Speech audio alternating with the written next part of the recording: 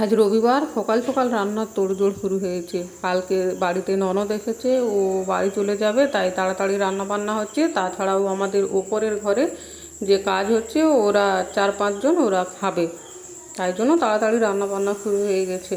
Hello everyone, আমি অমৃতা। আমার একটি মিনি ব্লগে জানাই তোমাদের অনেক অনেক স্বাগত। জানো তো, আমি যে ভিডিও করি না, আমার শাশুড়ি মা খুব সাপোর্ট করে, বলে এটা করো, ওটা করো, এটা করলে ভালো হবে, ওটা করলে ভালো হবে। আর তোমরা কে কোথা থেকে আমার ভিডিও দেখছো বা কেমন লাগে আমাকে একটু কমেন্টে জানাবে।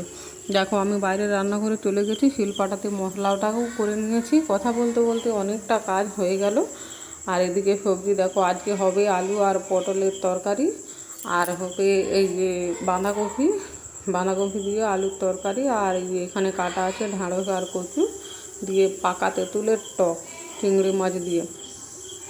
এই যে দেখো, এদিকে মা গ্যাসে রান্না করে নিচ্ছে কাঁচা চিংড়ি মাছ দিয়ে টক কাটো। আর আমার ওদিকে কথা বলতে বলতে প্রায় রান্না হয়ে গেল সমস্ত তরকারিগুলো। দেখো, এই দেখো এখানে টকটা ফুটছে, প্রায় শেষ রান্না। এইবার তো আরও কাজ থাকে, বাচ্চাদের স্নান করানো, খাওয়ানো, আর ওদেরকে আর উপরে যারা কাজ করছে তাদের জন্য খাবার সাজানো। দেখতে থাকো তোমরা, সমস্তটাই দেখাবো। তো আমার ভিডিও কেমন লাগে তোমরা কিন্তু অবশ্যই কমেন্ট করবে। এই যে দেখো, খাবার সাজিয়ে ফেলেছি, দেখেছো? রোজ রোজ কত পরিমাণ রান্না বান্না করতে হয়।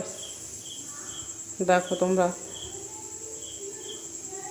তোমাদের সাথে কথা বলতে বলতে একটা কথা বলতেই ভুলে গেছিলাম। আমি এই যে কিছুটা ওল ভাতে দিয়েছিলাম, সেটাও মেখে নিচ্ছি।